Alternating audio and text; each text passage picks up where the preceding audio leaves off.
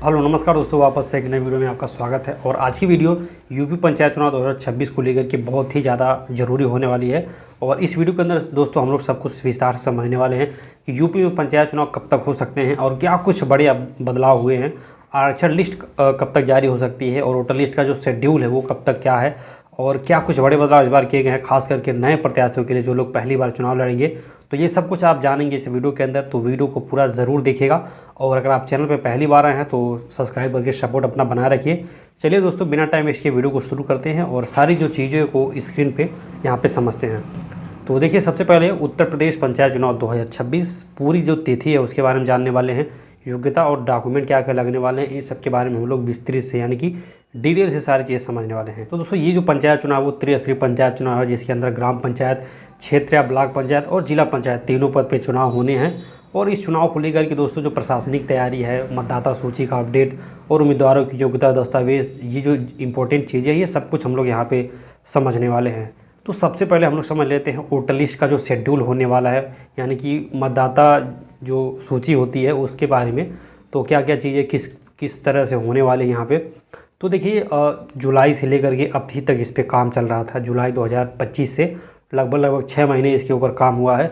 और ये सारी चीज़ें हो जाने के बाद से दोस्तों जो ड्राफ्ट वोटर लिस्ट होती है, यानी कि जो नए नाम उसके अंदर ऐड हुए हैं या जो कुछ जिनका भी पुराना नाम कटा हुआ है, जो लोग मर चुके हैं या फिर कहीं और चले गए हैं, तो ये सारी चीज़ें करने के बाद से जो ड्राफ्ट वोटर लिस्ट वो 23 दिसंबर 2025 को प्रकाशित की गई थी। ठीक है।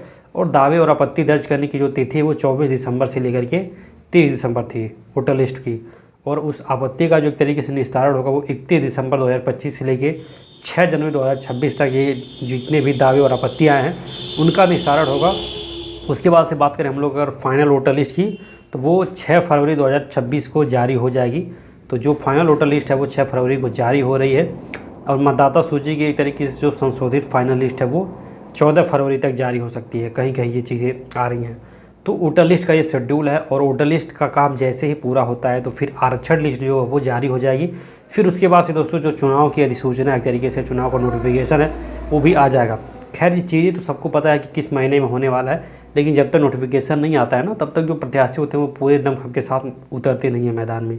तो बहुत जल्दी वो भी आ जाएगा। तो चुनाव की यहाँ पे अगर हम लोग संभावित तिथि की बात करें तो जो चुनाव है वो अप्रैल से लेकर के मई 2026 के बीच में संपन्न कराया जा सकता है। क्योंकि पिछली बार जो पंचायत चुनाव हुआ था वो अप्रैल मई 2021 में हुआ था। तो उस हिसाब से 5 वर्ष पूरे होते हैं आपके अप्रैल में। तो इसके हिसाब से सारी चीज़ें होने वाली हैं। और अभी जो फाइनल डेट है वो तो नहीं आई है, लेकिन कुछ इसी तरीके से दोस्तों होने वाला है। और इस चुनाव में एक तरीके से अगर हम लोग पद की बात करें तो 3 पद पे चुनाव होने हैं। ग्राम स्तर की अगर हम लोग बात करें तो उसमें ग्राम प्रधान का, ग्राम पंचायत सदस्य का, वार्ड मेंबर का चुनाव होगा। और क्षेत्र ब्लॉक पंचायत की अगर हम लोग बात करें तो क्षेत्र पंचायत सदस्य यानी कि बीडीसी का चुनाव होना है। उसके बाद जिला पंचायत की बात करें तो जिला पंचायत सदस्य का चुनाव होना है, जिला पंचायत अध्यक्ष का, फिर ब्लॉक प्रमुख का। मतलब ये जो सारे पद हैं, टोटल 5 से 6 पद, ये इसी में होने हैं। ठीक है, इसी चुनाव में। और इस बार दोस्तों कुल लगभग 57,600 ग्राम पंचायत, 800 से ज़्यादा क्षेत्र पंचायत और 75 जिला पंचायत में चुनाव होंगे। यानी कि टोटल 57-58 हज़ार लोग प्रधान बनेंगे। ठीक है। और इतने ही बीडीसी मेंबर भी बनने वाले हैं, बाकी 75 जिला पंचायत बनेंगे। तो ये कुछ पद हो गए। अब दोस्तों बात कर लेते हैं इस बार जितने भी प्रत्याशी चुनाव लड़ेंगे तो उनकी क्या क्या योग्यता होनी चाहिए अगर वो चुनाव लड़ना चाहते हैं, या फिर आप ही अगर चुनाव लड़ना चाहते हैं तो आपके पास क्या क्या योग्यताएँ और दस्तावेज होने चाहिए। ठीक है। तो सबसे पहले आएगी अगर हम लोग बात करें तो आपकी जो उम्र है वो 21 वर्ष होनी चाहिए अगर आप चुनाव लड़ रहे हैं। क्योंकि जब तक आपकी उम्र 21 वर्ष नहीं रहेगी तो आप चुनाव नहीं लड़ पाएंगे। तो वोटर लिस्ट में अगर आपका नाम 21 वर्ष का मतलब उसमें आयु कंप्लीट हो चुका है तो आप आराम से चुनाव लड़ सकते हैं। और उम्मीदवार की यहाँ पे बात करें नागरिकता की, तो आप भारत के रहने वाले होने चाहिए। आपका जो नाम है वो मतदाता सूची में होना अनिवार्य है। वोटर लिस्ट में आपका नाम होना चाहिए। तो इसके लिए आप समय समय पर ज़रूर चेक करते रहिए वोटर लिस्ट में आपका नाम है कि नहीं है।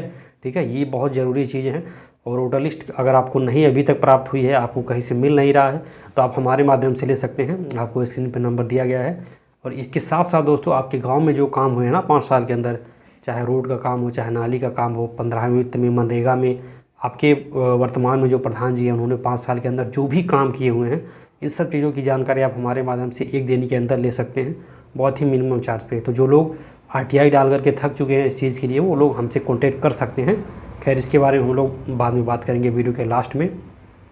इसके साथ बात करें दोस्तों शिक्षा की, तो कहीं कहीं पे शैक्षणिक योग्यता रखी गई है, कहीं कहीं पे नहीं है। फिर भी आप अगर पंचायत चुनाव लड़ रहे हैं, आपके ऊपर गांव की जिम्मेदारी रहेगी, तो आप कम से कम 10वीं 12वीं पास या 8वीं पास तो होने चाहिए। आचरण की अगर हम लोग बात करें तो अपराध जगत से जुड़ी भी कोई आपराधिक सज़ा आपको नहीं होनी चाहिए, ठीक है। और किसी भी प्रकार के भ्रष्टाचार में या धोखाधड़ी में आप सम्मिलित ना रहिए, नहीं तो फिर आपका जो नामांकन है वो खारिज हो जाएगा और आप चुनाव नहीं लड़ पाएंगे, ठीक। तो ये तो कुछ योग्यता हो गई। अब दोस्तों डॉक्यूमेंट की अगर हम लोग बात करें तो डॉक्यूमेंट में आपके पास मतदाता पहचान पत्र यानी कि वोटर आईडी होना चाहिए, आधार कार्ड होना चाहिए, और बाकी पासपोर्ट या ड्राइविंग लाइसेंस भी रह सकता है। और जाति आरक्षण दस्तावेज होने चाहिए, यानी कि जाति प्रमाण पत्र और निवास प्रमाण पत्र, ये तीनों चीज़ें होनी चाहिए। और यह भी यदि आप अनुसूचित जाति, अनुसूचित जनजाति, ओबीसी श्रेणी में आरक्षण का एक तरीके से दावा कर रहे हैं, तो उस समुदाय का आपके पास जाति प्रमाण पत्र होना आवश्यक है। तो जाति प्रमाण पत्र आप बनवा लीजिएगा, ठीक है। निवास प्रमाण पत्र भी बहुत ज़रूरी है, इसको आपको बनवाना है। शैक्षणिक योग्यता का जो प्रमाण पत्र ये भी रहना चाहिए। बाकी फ़ोटो पहचान के लिए चाहिए पासपोर्ट साइज़, तो ये तो बात की बात है। नामांकन फॉर्म भी लगेगा, ये तो जब आप पर्चा भरने जाएंगे तो वहाँ पे ये चीज़ें लगेंगी। और नॉमिनेशन का जो प्रोसेस है उसको समझ लीजिए। आधिकारिक सूचना जारी होने पे आपको नामांकन फॉर्म ले लेना है और उसमें सही तरीके से विवरण भरना है, और जो भी दस्तावेज आपको लगाने हैं सब कुछ सही तरीके से लगाइएगा। और हस्ताक्षर, शपथ पत्र, ये सारी चीज़ें कंप्लीट करनी है। और जो टाइम पीरियड होता है निर्धारित समय, उसमें आपको ये सारी चीज़ें जमा करनी है। फिर आपत्ति का निस्तारण होगा और फिर जो अंतिम उम्मीदवारों की सूची है वो जारी हो जाएगी और चुनाव चिन्ह उनको मिल जाएगा, ठीक है। और सलाह की अगर मैं बात करूं तो यहाँ पे जितनी जल्दी हो सके उतना जल्दी आप मतदाता सूची में अपना जो नाम है उसकी पुष्टि कर लीजिए, यानी कि चेक कर लीजिए, आपके लिए बेहतर रहेगा। क्योंकि अगर आपका नाम सूची में नहीं है तो दावे आपत्ति जो है वो आप अभी वोटर लिस्ट के अंदर काम चल रहा है, तो अगर आपका नाम वोटर लिस्ट में नहीं है तो आप अभी ऐड करवा सकते हैं।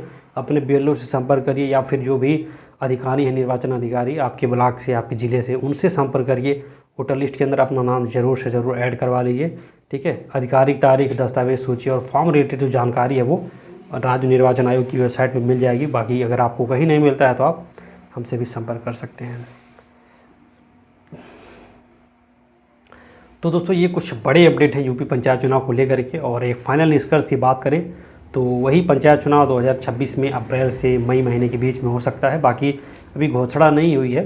उम्मीदवार बनने के लिए योग्यता, नागरिकता में ये सारी चीज़ें हुई हैं, और डॉक्यूमेंट ये आपको एक तरीके से लगाना रहेगा। तो ओवरऑल एक तरीके से बात करें चुनाव की, तो चुनाव दोस्तों बहुत ही नज़दीक है। आपका जनवरी चल रहा है, वोटर लिस्ट अगले महीने में फाइनल हो जाएगी, फिर आरक्षण सूची आ जाएगी।